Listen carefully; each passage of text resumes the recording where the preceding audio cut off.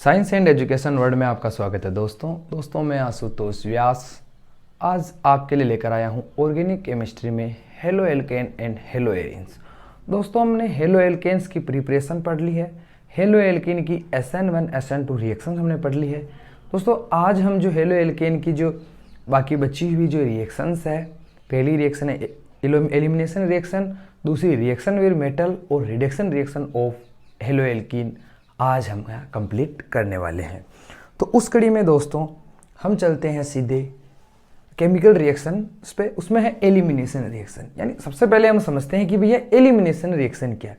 दोस्तों जैसे हमने सब्स्टिट्यूएंट रिएक्शन की बात की थी, जो हमने nucleophilic substitution reaction SN1 and SN2 पढ़ी थी। अब जो हमने एलिमिनेशन रिएक्शन पढ़ेंगे, जो सब्स्टिट्यूशन में क्या होता है कि मान लो जैसे ये मेरा एल्किल हैलाइड है और मैं इसकी रिएक्शन किसी रिएजेंट से करवाता हूँ, ठीक है। तो अब किसी रिएजेंट से कराते हैं तो क्या होगा कि यहाँ पर अगर मेरा हेलोजन क्या होगा, अगर मेरा हेलोजन यहाँ पे लिविंग ग्रुप है तो इसका जो ये OH ये ग्रुप क्या अटैकिंग ग्रुप है, यानी ये निकलेगा और ये जुड़ेगा, यानी यहाँ पे मुझे एल्कोहल मिल जाएगा। और ठीक है, यानी कि मैं ये कहूं कि इसमें मुझे किसी भी प्रकार का लॉस नहीं हो रहा, यानी कि भाई एक अगर कंपाउंड, एक अगर मॉलिक्यूल्स इससे लिविंग हो रहा है, लिव हो रहा है, तो एक आके इसमें अटैच हो रहा है, ठीक है। तो इसको क्या कह रहे हैं, प्रतिस्थापन, ठीक है। प्रतिस्थापन या सब्स्टिट्यूशन का मतलब ये होता है कि भाई एक का निकलना एक का जुड़ना। लेकिन एलिमिनेशन रिएक्शन में ऐसा नहीं है। एलिमिनेशन रिएक्शन में क्या होगा कि भैया जो हमारा जो दिया गया जो रिएक्टेंट होगा, ये हमारा रिएक्टेंट है, हमारा जो रिएक्टेंट है इसमें से एक मॉलिक्यूल जो हमारा इसका है, किसका, हेलोजन का, वो इससे कंप्लीट बाहर निकल जाएगा और हमें अनसैचुरेटेड प्रोडक्ट प्राप्त होगा, ठीक है। देखो एक बात याद रखना कि जो एलिमिनेशन रिएक्शन है उसका सबसे बड़ा कैरेक्टरिस्टिक यही है कि भाई उससे हमें क्या प्राप्त होता है, उससे हमें अनसैचुरेटेड प्रोडक्ट प्राप्त होता है। अनसैचुरेटेड प्रोडक्ट का मतलब यहां पे है कि वो एल्काइन, वो हाइड्रोकार्बन जिनमें डबल बॉन्ड और ट्रिपल बॉन्ड प्रेजेंट होता है, तो उसको हम क्या बोलते हैं कि भैया ये तो क्या है, ये तो एक अनसैचुरेटेड है। तो हमें इसकी समझ गए, इसका मेन कैरेक्टरिस्टिक क्या है कि फॉर्मेशन ऑफ अनसैचुरेटेड प्रोडक्ट। और ये हो गया इसका एक जो मैंने आपको एग्जांपल दिया है। अब ये कैसे हो रहा है, चलो हम इसको अब हम इसकी मैकेनिज्म पर बात करेंगे, ठीक है। और फिर हम चर्चा करेंगे कि भाई एलिमिनेशन रिएक्शन कितने टाइप की होती है और एल्किल हैलाइड कितने टाइप की एलिमिनेशन रिएक्शन देते हैं। देखो बात को समझना। अब क्या है, मैंने इसमें क्या डाला, मैंने इसमें जो ये पोटेशियम हाइड्रोक्साइड है ये एक बेस है, ठीक है, और मैंने इसको अल्कोहल में सोलेबल किया है। याद रखें यहाँ पे जो मेरा रिएजेंट है वो क्या है, एल्कोहलिक KOH है, ठीक है। और KOH क्या होता है, बेस होता है। अब जैसे हम उसको अल्कोहल में डिजोल्व करते हैं ये और स्ट्रॉन्ग बेस में क्या होता है, स्ट्रॉन्ग बेस में कन्वर्ट हो जाता है। पहले ही बेस है, पहले स्ट्रॉन्ग है, फिर ये और स्ट्रॉन्ग हो जाता है। अब जब ये और स्ट्रॉन्ग हो जाता है तो क्या होता है कि अब इसका जो ये OH होगा, क्या होगा, जो OH माइनस को हाइड्रोक्सी ग्रुप बोलते हैं, ये क्या करेगा कि ये इतना स्ट्रॉन्ग हो जाता है कि ये इससे एक हाइड्रोजन जो एक प्रोटॉन है उसको ये क्या करेगा, इस रिएक्टेंट से बाहर खींच लेगा। देखो मैकेनिज्म पे चलते हैं, ठीक है। ये मेरा रिएक्टेंट है और यहां पर मान लो ये लगाओ। अब पहले क्या होगा कि ये जो, इसको आप ऐसे समझो, ये लो, ठीक है। अब ये आप कहोगे कि प्रोटॉन इससे क्यों नहीं लेगा, तो ये इससे प्रोटॉन इसलिए नहीं लेगा क्योंकि इससे जो हेलोजन लगा हुआ है वो उसका जो क्या है कि जो EN है, इलेक्ट्रोनेगेटिविटी, वो थोड़ी स्ट्रॉन्ग है, जिसकी वजह से क्या है ये इसको प्रोटेक्ट कर देता है, जिसकी वजह से जो हाइड्रोक्सी ग्रुप आ रहा है वो इससे हाइड्रोजन या मैं कहूं प्रोटॉन नहीं ले पाता, ठीक है। यहां से ये क्या होगा, ये लो, ये इसको खींच लेगा, यानी अब क्या होगा, मुझे ये मिलेगा।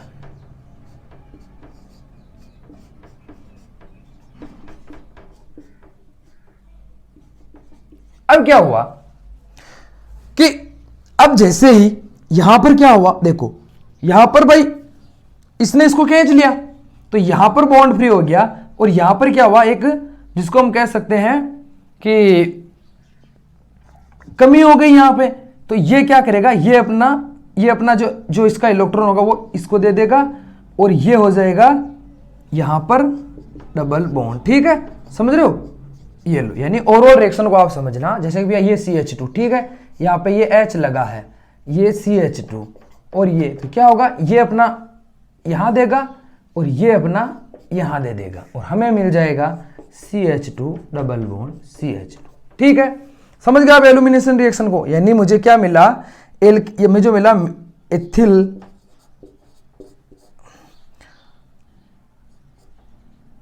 हैलाइड से मुझे मिल गया एथीन। ठीक है, अब क्या है, ये हो गई इसकी मैकेनिज्म बात। अब क्या है, अब जैसे आपको पता है कि भाई जो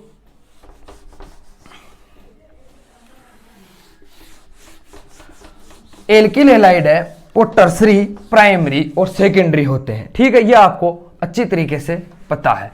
तो अब ये उस बेस पर ये क्या है, जैसे SN1 रिएक्शन होती है ना, वैसे यहां पर रिएक्शन होगी E1 एंड E2। सबसे पहले तो होगी ये कौन सी, बीटा एलिमिनेशन। ठीक है, कौन सी होगी ये, बीटा एलिमिनेशन।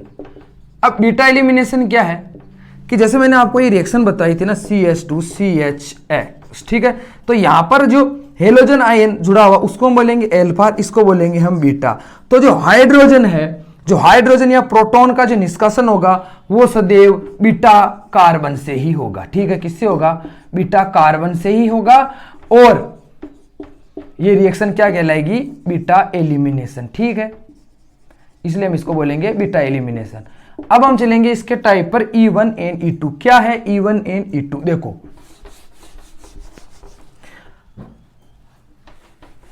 अब आपको पता है कि हमारे पास कितने प्रकार के हैलाइड है, 3 प्रकार के। देखो 3 डिग्री, 2 डिग्री एंड 1 डिग्री। अब E1 में क्या होगा, देखो ये E1, ये मेरे पास कोई 3 डिग्री कार्बोकेटाइन। ठीक है, मैं यहां पे ऐसा कर लेता हूं, क्लोरीन को ले लेता हूं। ठीक है,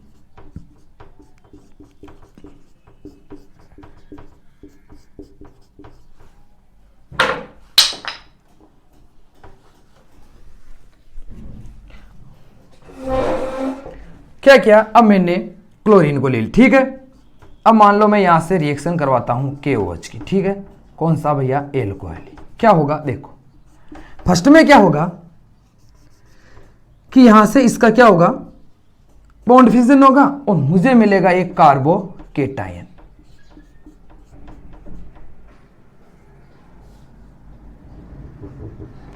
ठीक है, मुझे क्या मिलेगा, एक कार्बोकेटायन। ठीक है, और उस कार्बोकेटायन पर अब क्या होगा, क्या मिल गया मुझे, एक कार्बोकेटायन। ठीक है, समझना इस चीज को। पहले क्या हुआ, बॉन्ड का ब्रेक हुआ। ठीक है, मैकेनिज्म के आधार पे ही E1 और E2 में थोड़ा सा डिफरेंस है। ठीक है, तो फिर क्या होगा, जैसे ये कार्बोकेटायन मिला, अब ये OH फिर से अटैक करेगा, कोई सा भी इनमें से बीटा है, सारे ही बीटा है, तो मान लो इससे अटैक किया और वो यहां से क्या ले गया, एक H2O को ले गया। ठीक है, ये लो, और मुझे फिर क्या मिला, CH3C डबल बॉन्ड। ठीक है, CH, ये लो। ठीक है, और मुझे क्या मिल गया यहां पे कि डबल बॉन्ड का फॉर्मेशन हो गया। ठीक है,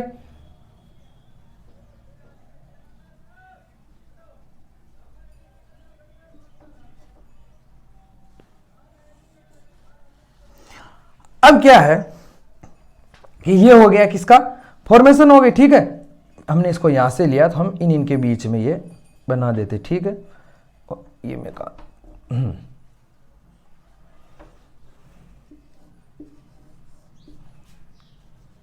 2 मिथाइल प्रोपेन। ठीक है, अब देखो समझो आप, इवन मैकेनिज्म समझना। इवन जो है, इवन मैकेनिज्म या इवन रिएक्शन कौन देते हैं? जो 3 डिग्री एल्किल हैलाइड है। कौन से? जो 3 डिग्री एल्काइल हैलाइड है वो हमें क्या देंगे? होगा तो इनमें बीटा एलिमिनेशन, लेकिन क्या है, इनका मैकेनिज्म में थोड़ा डिफरेंस हो जाएगा। और जो ये क्या होगा, ये वाला थोड़ा स्लो होगा। क्या होगा? स्लो होगा। और जो रिएक्शन का जो स्पीड है, जो रिएक्शन का जो स्पीड है वो किस पर डिपेंड करेगी? वो डिपेंड करेगी concentration of 3 degree alkyl halide. ठीक है, इसीलिए रिएक्शन क्या कहलाएगी? इवन कहलाएगी। और सेकंड स्टेप स्लो होगा, थोड़ा फास्ट होगा। इसकी वजह से हम क्या, और ये होगा इसका स्पीड डिटरमाइन स्टेप। ठीक है, समझ गए? फर्स्ट स्टेप क्या होगा? स्पीड डिटरमाइन स्पीड है। जैसे SN1 है वैसे ही E1 है, बस डिफर इतना सा है इसमें कि भैया इसमें क्या हो रहा है? एलिमिनेशन हो रहा है किसका? हेलाइड का। ठीक है, आपका जो हेलाइड आयन है उसका क्या हो रहा है? इसमें एलिमिनेशन हो रहा है और अनसैचुरेटेड प्रोडक्ट मिल रहा है। क्या हुआ? समझ गया? किस पर डिपेंड कर रहा है? सिर्फ इस पर speed, concentration of halide, concentration of alkyl halide पर ये क्या कर रहा है? डिपेंड है। इसकी वजह से ये इवन कहलाएगी। और ठीक है, और ये 2 स्टेप में होगी। ठीक है, किस में होगी? ये 2 स्टेप में होगी। फर्स्ट स्टेप में क्या होगा? हमें एक कार्बोकेटाइन मिलेगा और सेकंड स्टेप में हमें प्रोडक्ट मिलेगा। अब देखो, वैसी की वैसी आओ हम E2 पे देखते हैं। E2 है वो SN1 SN2 जैसी है। देखो E2 में क्या होगा?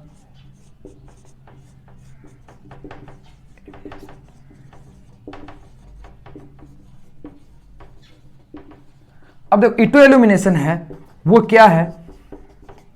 वो 1 डिग्री कार्बोकेटाइन, ठीक है, 1 डिग्री एल्किल हैलाइड देते हैं, जबकि 2 डिग्री और 3 degree alkyl halide E one reaction देते हैं। ठीक है, अब क्या होगा? ये मैंने इसको किससे रिएक्शन करवाई? एल्कोहलिक ओथ से। ठीक है, अब क्या होगा? देखो, जैसे मैं इसे रिएक्ट करवाता हूं, ठीक है, मुझे क्या मिलेगा? देखो CH3, सॉरी ये मुझे मिल गया। ठीक है, ये इसकी ओवरऑल रिएक्शन। अब मैकेनिज्म देखना कि मैकेनिज्म कैसे इसमें डिफरेंट है और हम इसको E2 क्यों बोल रहे हैं। ठीक है, E2 इसलिए बोल रहे हैं कि भैया ये जो CH2 और ये केवल 1 स्टेप में हो जाएगी। ठीक है, एक बात ये भी याद रखें, ये 1 स्टेप में हो जाएगी। इसका E2 नाम इसलिए है क्योंकि इनकी जो स्पीड है, क्या है, इस रिएक्शन की जो स्पीड है वो किस पर डिपेंड है? एल्को मतलब जो कंसंट्रेशन पर, किसकी कंसंट्रेशन पर? एल्किल हैलाइड की। और सोलवेंट पर। सोलवेंट का मतलब क्या है? इस KOH के इसके ऊपर ये क्या करेगी? डिपेंड है। इस पर डिपेंड मतलब इसकी वजह से हम इसके क्या पता कर सकते हैं कि इसकी स्पीड कितनी है, किस स्पीड से हो रही है। ये एक ही स्टेप में होगी, सीधी की सीधी, सीधा जैसे ये, और एक ही स्टेप में तो ये इसका क्या करेगा? हाइड्रोजन लेगा और एक ही स्टेप में यहां पर क्या हो जाएगा? डबल बॉन्ड की फॉर्मेशन हो जाएगी, यानी सीधा सा ये लो,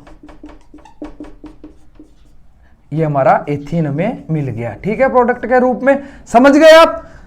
यानी आपको नेम पर तो जानना ही है, लेकिन नेम का मतलब E2 का मतलब स्टेप पर जो रिएक्शन जिस स्टेप में हो रही ना उससे मतलब नहीं है। E1 और E2 का मतलब है कि जो स्पीड है वो कितने पर डिपेंड, मतलब कितने पर वो डिपेंड है। यानी कि भाई उसमें केवल एल्किल हैलाइड पर ही डिपेंड थी, यानी कि सिर्फ एक मॉलिक्यूल पे ही डिपेंड थी, इसीलिए वो क्या थी? वो E1 थी। या मैं कह सकता हूं कि वो थी मोनो, ठीक है, मोनोमोलिक्यूलर बाईमोलिक्यूलर एलिमिनेशन रिएक्शन, जबकि मैं इसको कहूंगा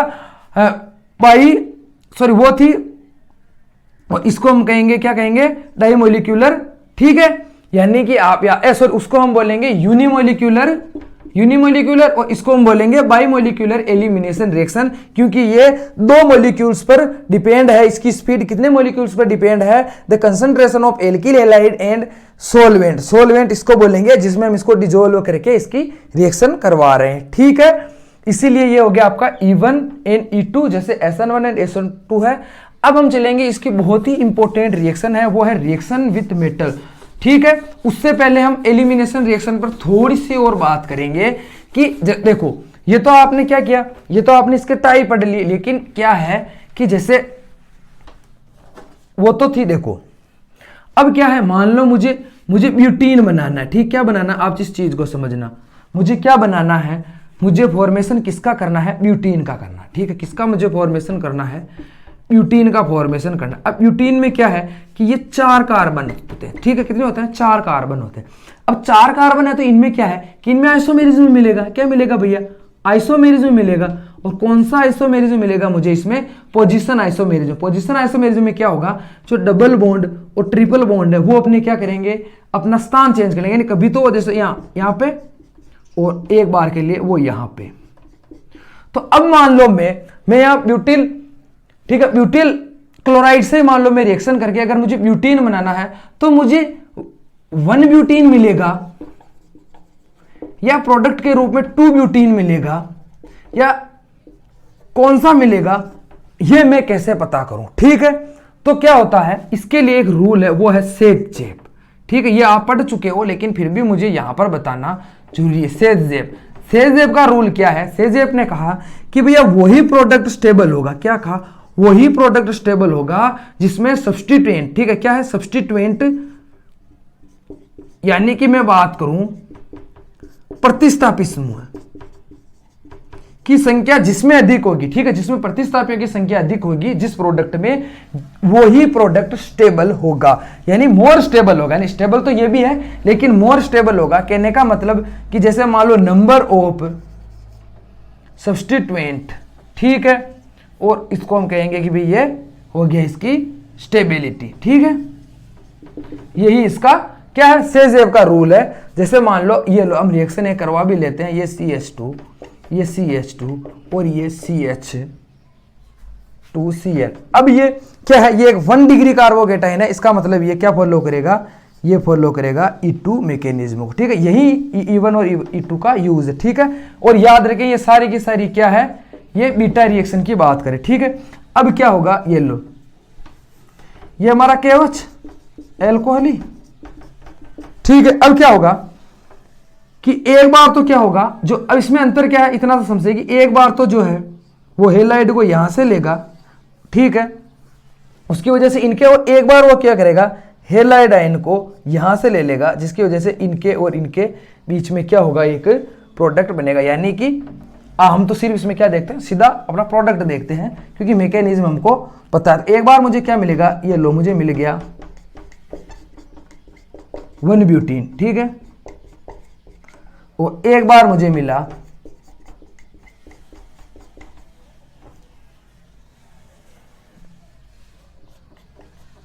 ये लो।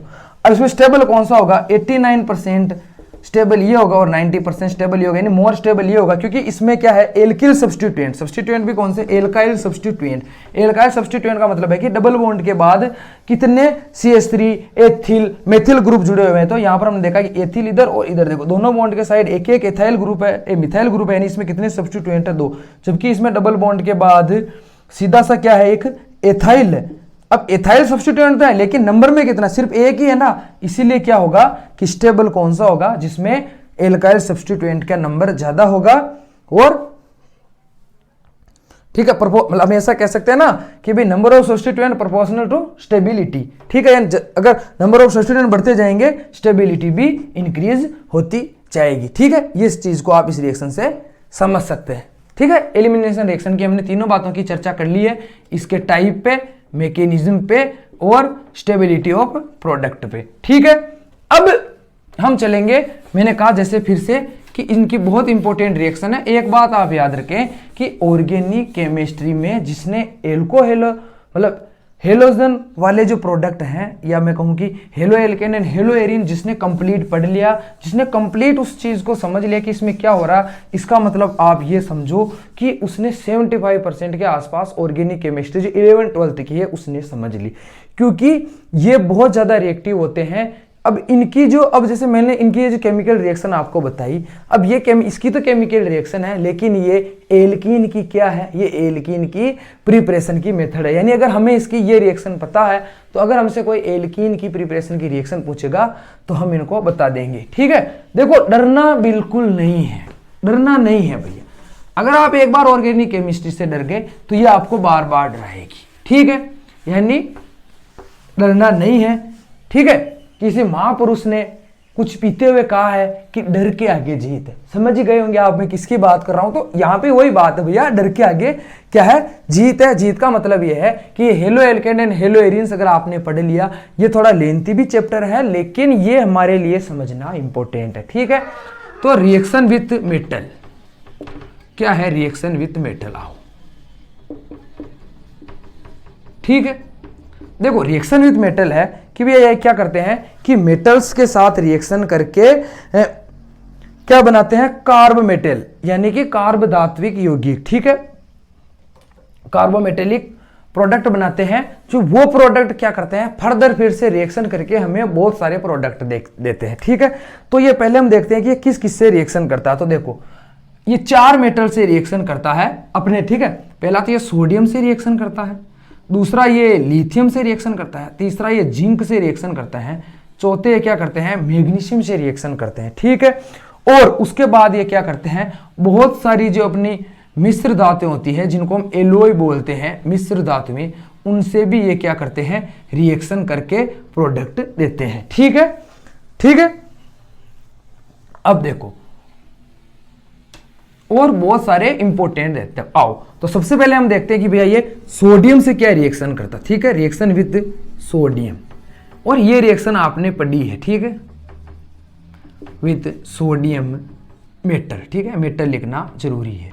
सोडियम मेटल बहुत ज़्यादा मुलायम होता है, इसको हम चाकू से काट सकते हैं, बहुत ज़्यादा रिएक्टिव होता है, वाटर के जैसे कनेक्ट में आएगा हाइड्रोजन गैस देगा, इतनी फास्ट देगा कि वहाँ आग लग जाएगी, इसलिए इसको किस में रखते हैं हम, केरोसिन में, ठीक है। इतना आपको पढ़ा है, आपने पढ़ा हुआ है, फिर भी थोड़ा सा यहाँ पे देखो मेरा यही है एम कि भाई ज़्यादा से ज़्यादा आपको इन चीज़ों के बारे में बता सकूँ, ठीक है। तो अब रिएक्शन विद क्या होगा, देखो ये लो, ये आपका सोडियम मेटल और ये आपका क्या है, एल्किल हैलाइड। अब ये एल्किल हैलाइड क्या होगा कि ये क्या है कि ये जितने हम इसमें रिएक्शन में जितने कार्बन हम एल्किल हैलाइड लेंगे, हमें उसका डबल नंबर पर क्या मिलेंगे, क्या मिलेंगे हमें, सॉरी एल्केन मिलेंगे, ठीक है। क्या मिलेंगे, उतने हमें क्या मिलेंगे, एल्केन मिलेंगे। ये इस रिएक्शन का क्या है, क्या है इस रिएक्शन की ये कैरेक्टरिस्टिक है। और इस रिएक्शन को दी थी वुड्स ने, इसलिए रिएक्शन कहलाती है वुड्स रिएक्शन, ठीक है। कैसे नंबर ऑफ, देखो ये सोडियम क्या करेगा, इन दोनों Br को उठाएगा अपने साथ, ये लो भैया मेरे साथ आ जाओ, और ये R बच के क्या हो गया, हमको प्रोडक्ट मिल गया। यहाँ R कुछ भी हो सकता है, यहाँ पे R से मतलब है एल्काइल ग्रुप, आप CH3 से लेके आपके डेकिल तक आप इसको ले सकते हो, मुझे कोई प्रॉब्लम नहीं है, ठीक है। और एक बात याद रखें, लेकिन अगर ये R यहाँ पर चेंज है, ठीक है, चेंज का मतलब कि अगर यहाँ पर मान लो मैंने जैसे CH3Br ही लिया हो, ठीक है, और यहाँ पर मैं अगर CH2Br ले लूँ तो मुझे प्रोडक्ट अलग अलग मिलेंगे। कौन से मिलेंगे, मान लो इसको मैं R डैश बना देता हूँ, इसको R रख देता हूँ, तो एक बार तो मुझे मिलेगा R डैश, एक बार मुझे मिलेगा R और एक बार मुझे मिलेगा R डैश R, ठीक है। प्रोडक्ट मुझे अलग अलग मिलेंगे, उसका रीजन आप समझ चुके हैं, क्योंकि भाई जैसे अलग अलग होगा, यहाँ पर तो इनके बीच बॉन्ड बन रहा, तो मुझे प्रोडक्ट भी अलग अलग मिलेंगे। ये रिएक्शन मैंने आपको एल्केन में अच्छी तरह से बताई है, तो वहाँ भी देख ले और यहाँ भी आप इस चीज़ को समझ ले। कौन सी रिएक्शन कहलाएगी, वुड्स रिएक्शन कहलाएगी। यानी कि अगर हमारे एल्केन हैलाइड सोडियम के साथ रिएक्शन करेंगे तो हमें प्रोडक्ट के रूप में क्या देंगे, क्या देंगे हमें प्रोडक्ट के रूप में, एल्केन देंगे, ठीक है। कितने, जितने नंबर इतने हैं उससे डबल नंबर वाले, ठीक है। अब देखो अब क्या है, अब ये रिएक्शन करेगा किसके साथ, लिथियम के साथ, ठीक है। और लिथियम के साथ जो रिएक्शन होगी वो सीधी सिंपल सी होगी। और एक बात याद रखें कि ये ड्राई ईथर में ही रिएक्शन देंगे, जब भी इनको मेटल से रिएक्शन करनी होगी। एक कैरेक्टरिस्टिक क्या है, किसके साथ देंगे, ये सदैव किसके साथ देंगे भैया, किसके साथ देंगे, ईथर में। ईथर के जो सॉल्यूशन मतलब सॉल्वेंट के अंदर हम उसका सॉल्यूशन बनाएंगे और ये रिएक्शन देंगे, ठीक है। देखो अब लिथियम के साथ, ठीक है, ठीक है, रिएक्शन विद लिथियम, ठीक है। अब देखो कैसे दी,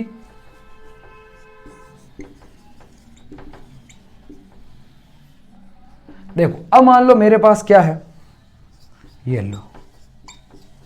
अब रिएक्शन क्यों हो रही है उसका रीजन मैं यहाँ आपको भरपूर रूप में बताऊंगा, ठीक। ये मेरा लिथियम, ठीक है, क्या है ये मेरा लिथियम। यहां पर मान लो Br है ना,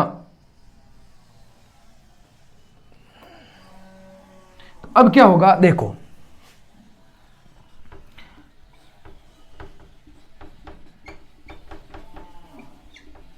अब ये लिथियम है ना, तो लिथियम क्या है देखो, सोडियम के बाद आ रहा है, क्या आ रहा है, सोडियम से पहले क्या आ रहा है, लिथियम आ रहा है, लिथियम आ रहा ना, ठीक है, ये है ना आपका फर्स्ट वाला।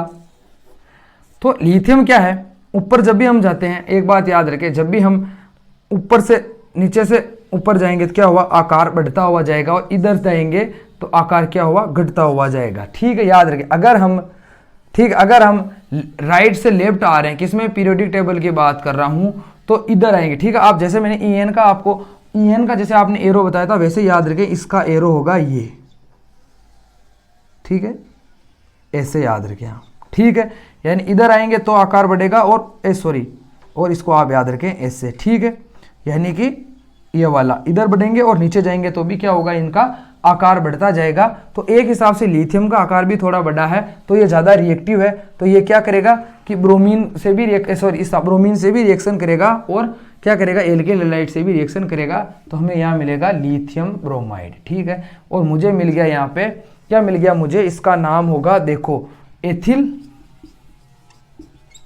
और क्या है ये, लिथियम, तो लिथियम। ठीक है, तो मुझे क्या मिल गया, एथिल लिथियम। अब ये एथिल लिथियम है, ये क्या होते हैं, इनको हम बोलते हैं कार्बोमेटेलिक कंपाउंड, यानी कार्बन और क्या है ये, लिथियम एक मेटल है, तो हिंदी में बोलेंगे कार्ब धात्विक यौगिक। ये बहुत इंपॉर्टेंट होते हैं, इनसे हम ऑर्गेनिक केमिस्ट्री के बहुत सारे प्रोडक्ट बना सकते हैं। ठीक है, वो भी बनाएंगे जब इनका आएगा। अब एक ये रिएक्शन करेगा, किसके साथ करेगा, ये रिएक्शन करेगा भैया, और बहुत ही इंपॉर्टेंट, वो तो देख लो, बहुत ही इंपॉर्टेंट कंपाउंड अब हम बनाने वाले हैं। क्यों बनाने वाले हैं वो देखो, हर उनसे कुछ भी प्रोडक्ट आप बना सकते हैं। ठीक है, बस बेशर्ते आपको ऑर्गेनिक केमिस्ट्री के फंडामेंटल मालूम होने चाहिए। ठीक है, देखो अब हम रिएक्शन कराएंगे, रिएक्शन विथ, अब देखो इनके तो यहाँ क्या स्पेशल नाम नहीं थे, लेकिन अब आगे क्या उनके स्पेशल नेम है। ठीक है, अब रिएक्शन विथ मैग्नीशियम। ठीक है, मैग्नीशियम भी थोड़ा सा आकार में बड़ा है, तो अब मान लो, और मैग्नीशियम से हमने रिएक्शन करवाई। ठीक है, किसकी प्रेजेंस में, ड्राई ईथर, और मुझे क्या मिल गया, ये लो CH3 CH2 Mg और Br। अब आप देखोगे कि यार यहां Br कैसे आ गया, देखो इस चीज को समझो कि भैया मैग्नीशियम की वैलेंसी कितनी होती है, 2 होती है। उस वजह से क्या कर लेता है, इसकी यहां जो अपनी लिथियम थी उसकी जो वैलेंसी होती है वो सिर्फ एक ही होती है, इसलिए वो सिर्फ कार्बन के साथ ही यहाँ बॉन्ड बनाएगा, जबकि इसकी 2 होती है, इसलिए यहाँ मैग्नीशियम के साथ भी ये फिर से फर्दर बॉन्ड बना लेगा, और मुझे मिलेगा एक बहुत ही मशहूर, मतलब कंपाउंड कह सकते हो, या बहुत ही फेमस है। जितना फेमस ये है ना, उतना तो ऑर्गेनिक केमिस्ट्री में है ही नहीं, मतलब जिंदगी के मजे इसने ही लिए। क्या नाम है इसका, ग्रिग्नार्ड रिएजेंट। ठीक है, और हमारे हिंदी में इसको बोलते हैं ग्रिन्यार। ठीक है, देखो इंग्लिश नाम है, हिंदी नाम है, थोड़ा सा डिफरेंट है और स्पेलिंग पे है, तो इसको बोलेंगे ग्रिन्यार अभिकर्मक। ठीक है, और इंग्लिश में क्या बोलेंगे, ग्रिग्नार्ड रिएजेंट। और ये क्या है, ये भैया हर कोई सा भी कंपाउंड आपको बना के दे देंगे, आपको अल्कोहल बनाना है, कीटोन बनाना, सब इनसे मिल जाएगा आपको। कार्बोक्सिलिक एसिड ले लो, ईथर ले लो, ये इसका नंबर आएगा तो मैं आपको बताऊंगा, अभी सिर्फ आप इसका फॉर्मेशन देखो। ठीक है, तो क्या बोलेंगे इसको, ग्रिग्नार्ड रिएजेंट। वैसे ही अब ये रिएक्शन करेगा किसके साथ, ठीक है, रिएक्शन करेगा जिंक के साथ। तो जिंक के साथ कैसे रिएक्शन करेगा, देखो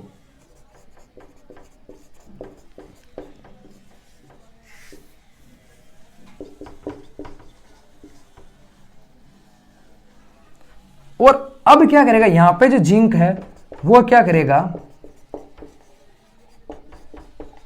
ये लो, ये कुछ इस तरह से बॉन्ड बनाएगा, और इनको हम बोलेंगे फ्रैंकलैंड। क्या बोलेंगे,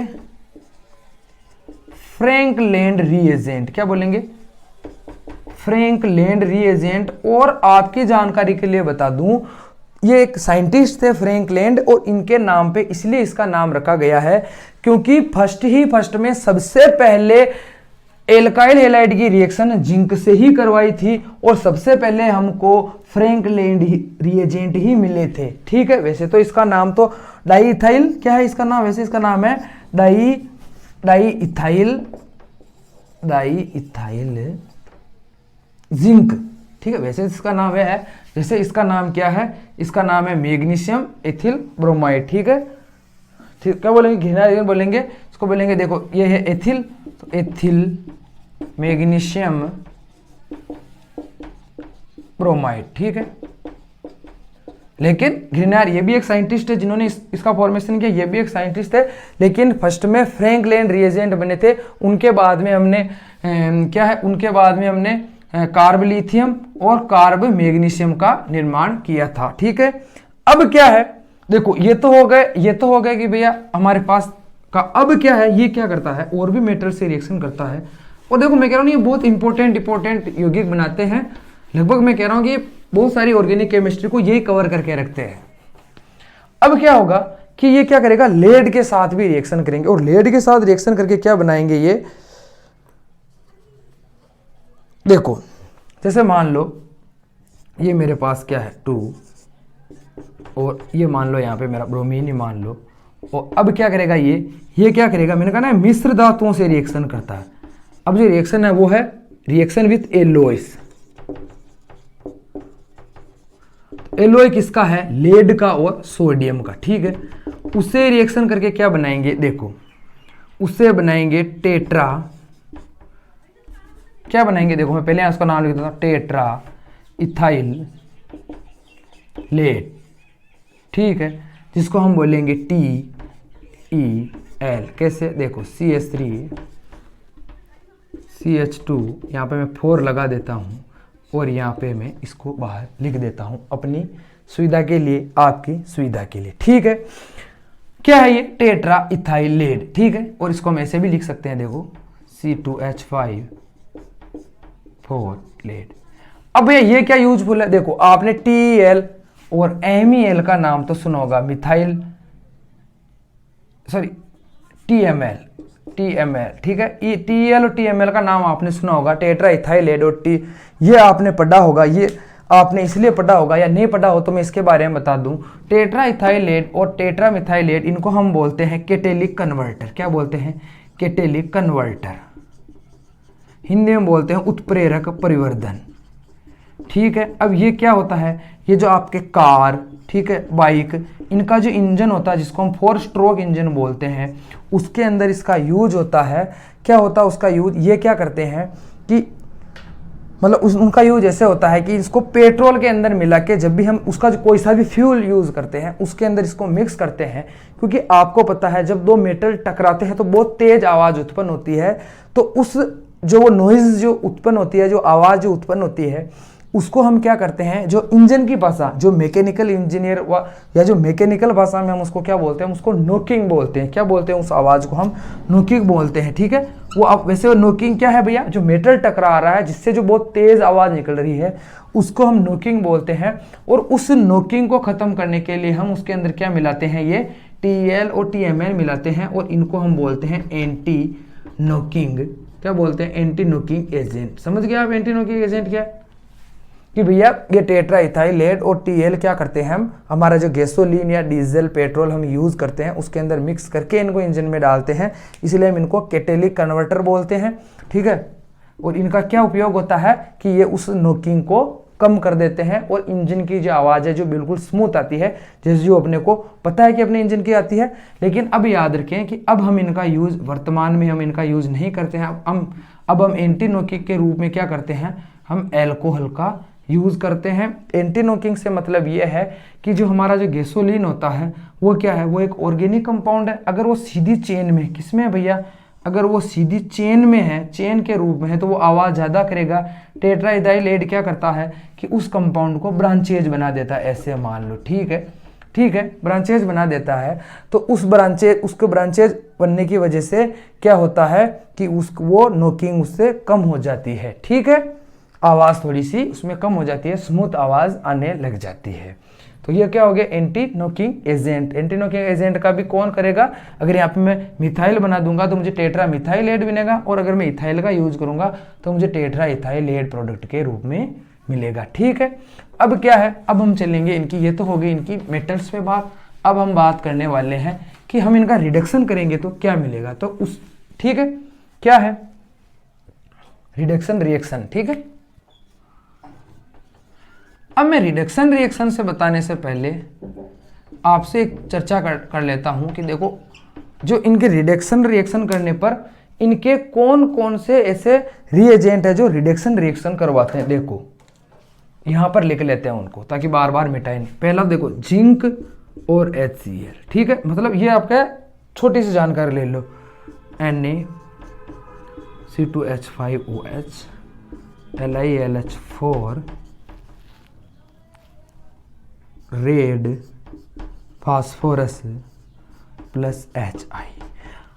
अब आप एक बात याद रखना, देखो चीज को समझना कि अब मैं किस पर चर्चा कर रहा हूं, मैं आपको बता रहा हूं रिडक्शन पे। अब रिडक्शन क्या होता है, रिडक्शन से ये तो होता है कि भाई उस ग्रुप में से क्या करना है, एक हाइड्रोजन का ऐड कर देना। अब हाइड्रोजन अगर उनमें जुड़ जाएगा तो वो क्या होगा, रिडक्शन हो जाएगा। देखो रिडक्शन की बहुत सारी डेफिनेशन है, लेकिन यहाँ पर हमारे लिए इंपॉर्टेंट डेफिनेशन वो है कि भाई हमें क्या करना है, उसके अंदर किसका एडिशन करवाना है, किसका एडिशन करवाना है, हाइड्रोजन का, या मैं कहूँ कि सब्स्टिट्यूशन किसका करवाना है।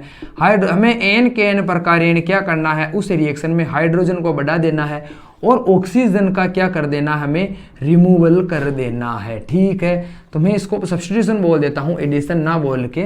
तो क्या होगा, अभी मुझे सब्स्टिट्यूशन किसका करना है, हाइड्रोजन का, और रिमूवल किसका करना है, ऑक्सीजन का। तो वो क्या कहलाएगा, रिडक्शन कहलाएगा। और इसमें हम इन रिएजेंट का यूज करते हैं, चाहे इधर कोई सा भी रिएक्टेंट हो, कोई से भी रिएक्टेंट हो, हम इनका यूज करते हैं। इनमें क्या होता है कि ये सारे के सारे क्या देते हैं, देखो इनमें जो जिंक और HCl ये तो क्या करेगा, नवजात हाइड्रोजन का फॉर्मेशन करेगा। ठीक है, नवजात हाइड्रोजन बनाएगा, बहुत रिएक्टिव होती है। और NaC2H5 वो क्या करेंगे कि ये क्या करेंगे, ये भी हाइड्रोजन का फॉर्मेशन करेंगे। और LiLH4 क्या करेगा, ये हमको हाइड्राइड देगा। क्या देगा, हाइड्राइड। ठीक है, हाइड्राइड क्या होता है, H नेगेटिव। ठीक है, किसका फॉर्मेशन करेगा, ये हाइड्राइड का। हाइड्रोनियम आयन होता है जो हम H पॉजिटिव जिसको हम प्रोटॉन बोलते हैं उसको हाइड्रोनियम आयन बोलते हैं। और ये हमें क्या देगा, हाइड्राइड देगा। और ये रेड Pb क्या करेगा, यहाँ से नवजात हाइड्रोजन का फॉर्मेशन करेगा। ठीक है, इसीलिए इधर जो भी प्रोडक्ट होते हैं उनसे वो नवजात हाइड्रोजन बहुत जल्दी रिएक्शन कर लेता है, जिसकी वजह से हमें क्या है, उसके अंदर हाइड्रोजन की संख्या बढ़ जाती है, उसका रिडक्शन हो जाता है।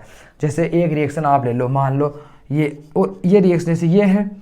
अब यहाँ पे मान लो ये, अब मैं ये 2H जो लिख रहा हूँ, और यहाँ पर मान लो मैंने जिंक HCl कुछ भी लिख दिया, और यहाँ पे जब मैं ये 2H लिख रहा हूँ तो ये 2H मुझे यहाँ से मिले हैं, और मुझे मिल जाएगा केवल और क्या, RH। ठीक है, और HX इसके साथ भी तो चाहिए। ठीक है, और वैसा का वैसे में बहुत सारे, अगर मैं यहाँ पर बस लिखता जाऊँ कुछ नहीं और इनको चेंज करूँगा, मुझे प्रोडक्ट सदैव ये ही मिलेगा। ठीक है, उसका रीजन क्या है, उसका रीजन ये है कि ये सारे के सारे किसका फॉर्मेशन करेंगे, LiLH4 का, हाइड्रोजन का। और LiLH4 नवजात हाइड्रोजन ना देके क्या देता है, हाइड्राइड देता है, यानी H नेगेटिव देता है। देखो अब ये कैसे रिएक्शन करेगा, ठीक है, ऐसे करेगा। देखो मान लो ये मेरे पास क्या है,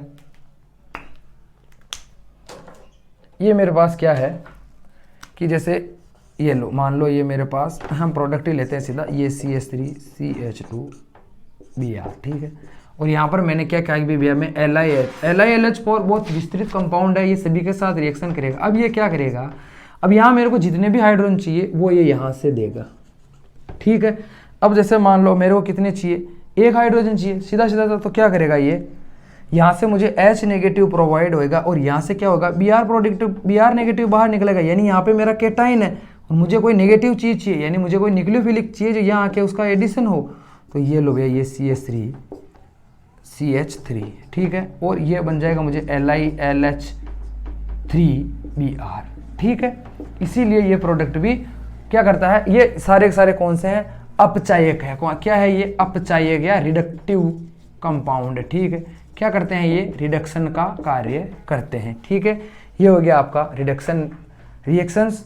और इसी के साथ हमारा जो मोनोहेलोजन का जो मोनोहेलोजन वाला जो टॉपिक है वो यहाँ कंप्लीट होता। अभी हेलो एल्केन और हेलो एरिन कंप्लीट नहीं, सिर्फ मोनोहेलोजन की जो हमने फॉर्मेशन पढ़ ली है, उनकी केमिकल रिएक्शन पढ़ ली है, इसी के साथ कंप्लीट होता है। ये सेशन अच्छा लगा हो तो इसको शेयर करें, आप इसको लाइक करें, सब और सब्सक्राइब करना तो बिल्कुल भी ना भूलें।